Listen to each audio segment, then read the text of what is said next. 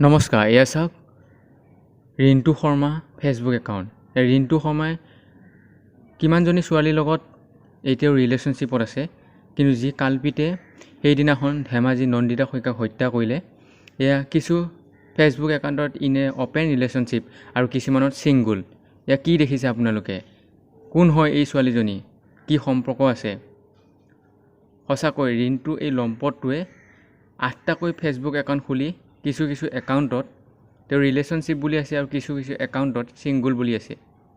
আপোনালোকে চাওক Facebook account Rintu Sharma, যি কালপিতজনে ধেমাজি নন্দিতা শইকীয়াক হত্যা কৰিছিল। নন্দিতা শইকীয়াৰ একো ভুল নাছিল। নন্দিতা শইকীয়াই প্ৰেমৰ একো প্ৰতাৰণা কৰা নাছিল। নন্দিতা শইকীয়াই যি কৰিছে সেয়া সঁচায়ে কৰিছে, কাৰণ নন্দিতা শইকীয়াই যদি তেওঁৰ লগত আজি থাকিল হয় তেনেহ'লে এইবোৰ কি দেখিছে আপোনালোকে ৰিণ্টু শৰ্মা এইবোৰ চাওকচোন। এই কালপিতজনৰ এই ফেচবুক একাউণ্ট, ইমানটা ফেচবুক একাউণ্ট, কিছু ৰিলেশ্যনশ্বিপ কিছু ছিংগুল। চ' আপোনালোকে চাওক আজি এই 8টা একাউণ্ট, চ' আপোনালোকে চাৰ্চ কৰি চাব পাৰে।